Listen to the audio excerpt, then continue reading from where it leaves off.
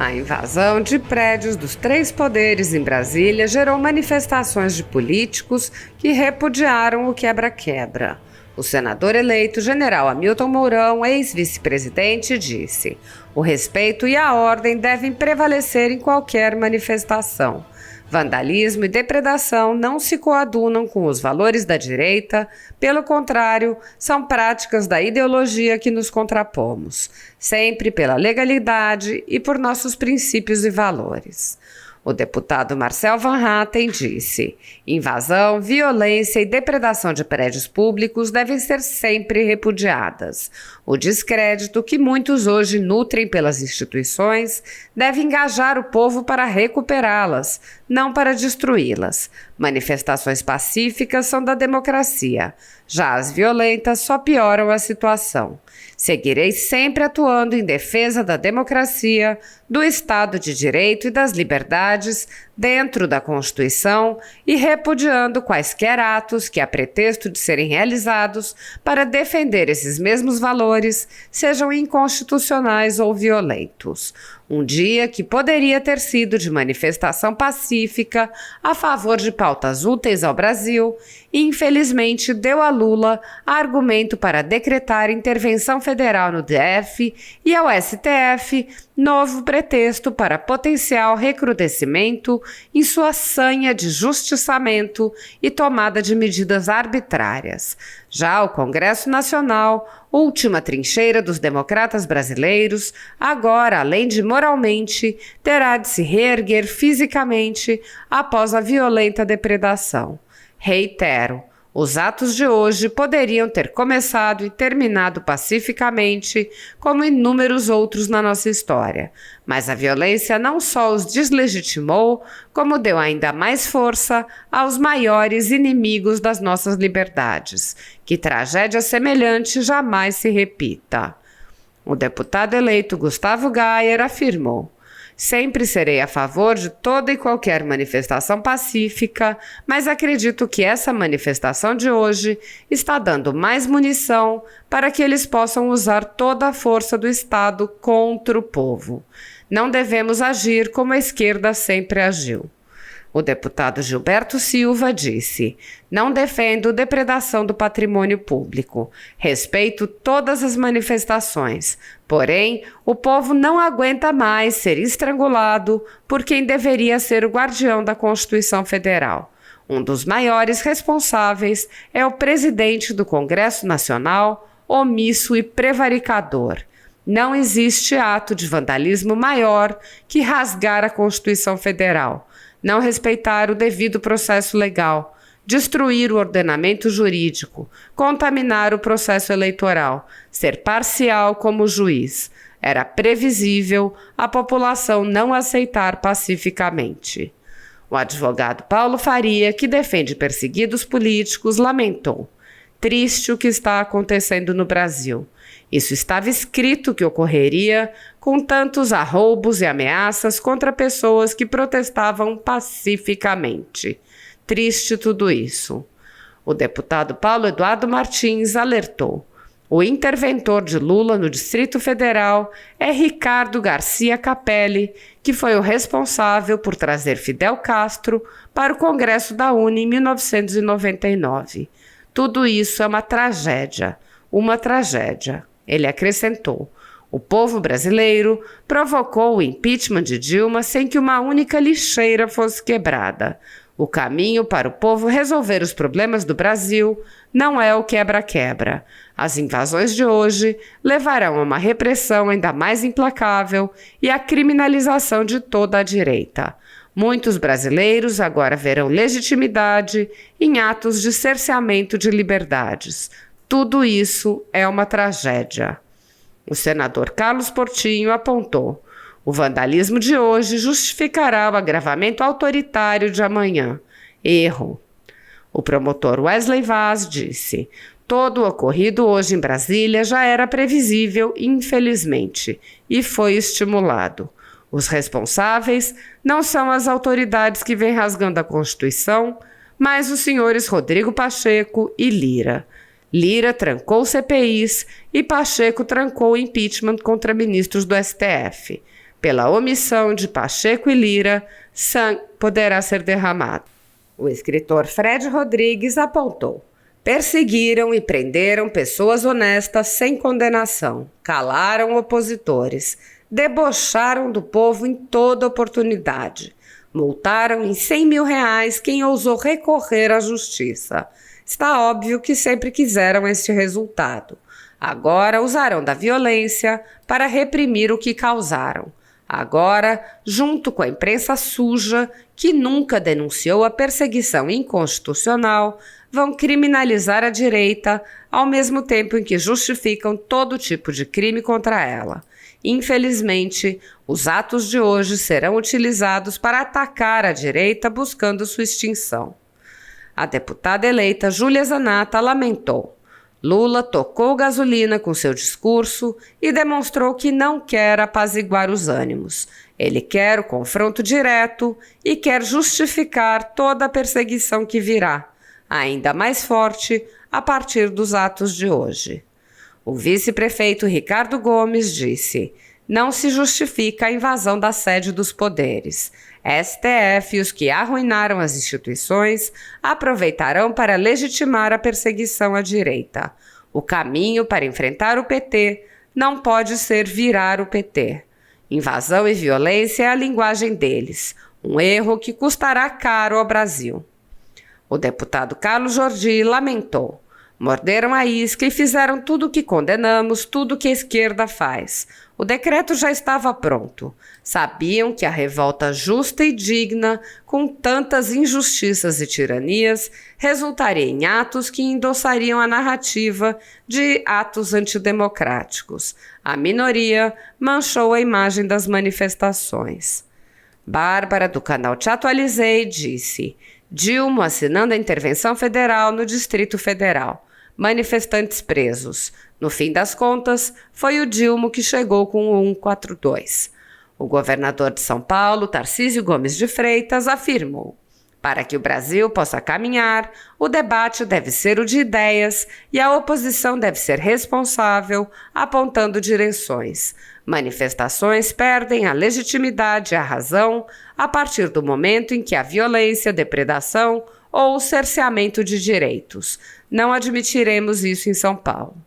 O senador eleito Sérgio Moro disse: protestos têm que ser pacíficos. Invasões de prédios públicos e depredação não são respostas. A oposição precisa ser feita de maneira democrática, respeitando as leis e as instituições.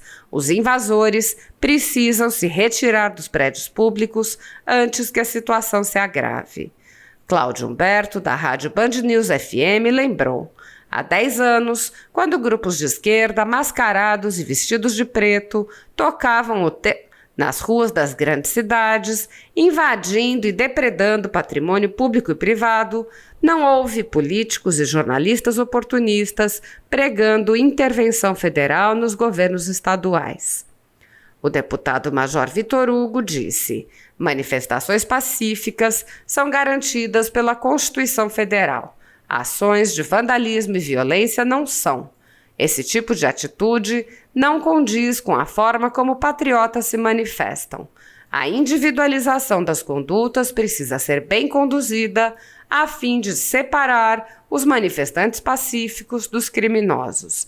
Sempre defendi manifestações pacíficas, inclusive por meio de minha atuação legislativa, como o PL 2858 de 2022, que não protege quem comete crimes contra a vida, contra a integridade corporal, e nem os que a CF proíbe, como ter, por exemplo. Continuarei defendendo os posicionamentos de direita, nossas liberdades e nossos direitos fundamentais a todo tempo, mas, como sempre dito por nosso líder maior, Jair Bolsonaro, dentro das 4 linhas da Constituição.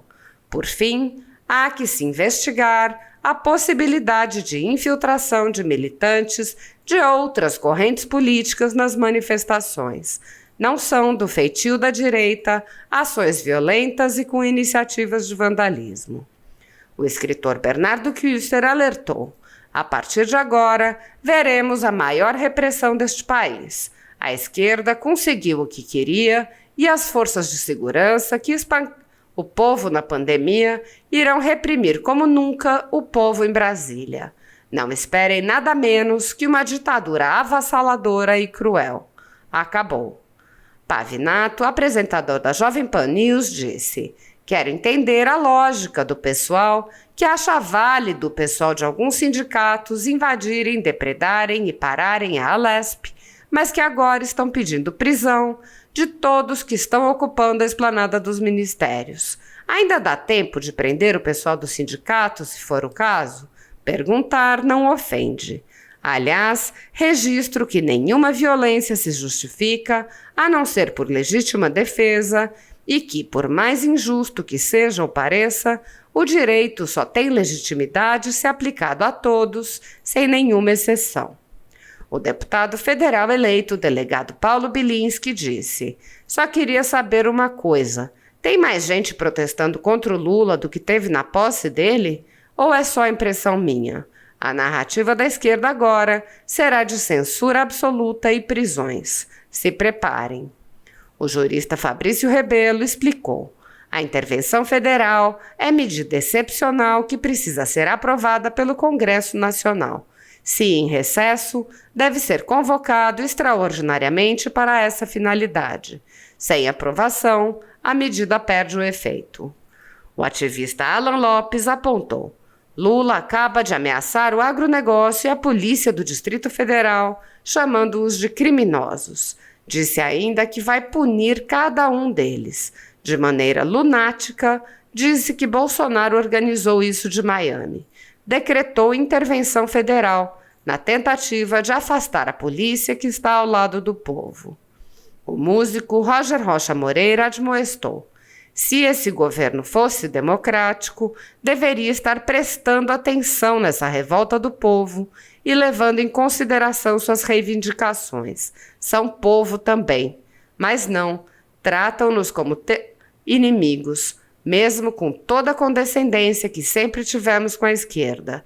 Ditadura é quando você tem que escolher suas palavras por medo de ser preso. O comunicador Monark disse: eu sinto simpatia pelas pessoas que estão protestando. Esse nosso Estado é uma ditadura nefasta e autoritária, só roubam o povo.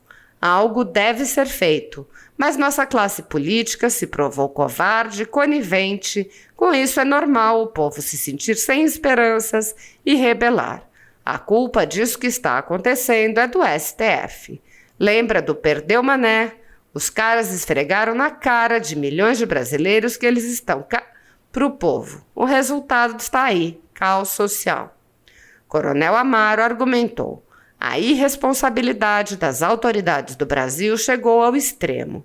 Nunca tivemos tantos covardes, omissos e irresponsáveis a tomar as decisões em nosso país.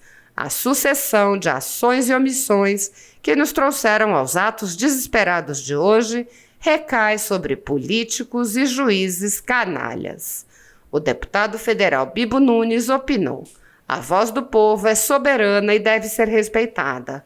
O ministro da Justiça, que ameaçou o povo, deve pedir demissão imediatamente. Quem tem o mínimo de bom senso deve concordar.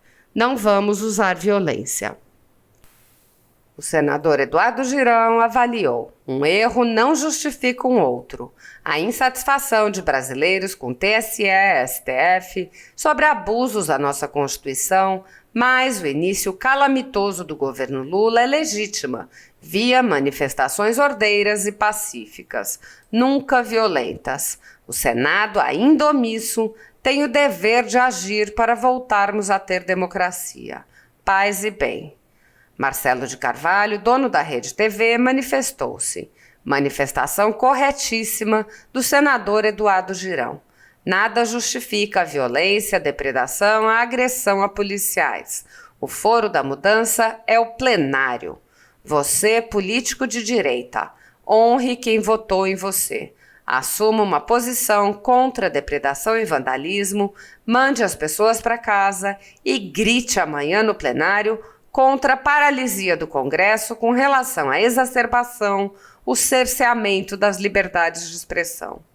O coronel Gerson Gomes comentou: Sem lideranças políticas responsáveis, era questão de tempo. Arthur Lira, presidente da Câmara dos Deputados, pronunciou-se. O Congresso Nacional jamais negou voz a quem queira se manifestar pacificamente, mas nunca dará espaço para a baderna, destruição e vandalismo. O deputado estadual eleito Capitão Telhada asseverou: cenas de confronto em Brasília. Autoridades políticas produzem um clima tenso no Brasil e acaba sobrando sempre para a polícia militar lidar com a pressão da massa. Nada nos orgulha ver esse tipo de situação. Que fique claro que o responsável por acionar o gatilho desse detonador em Brasília foi o ministro Flávio Dino, com suas falácias e ameaças de perseguição aos conservadores do Brasil.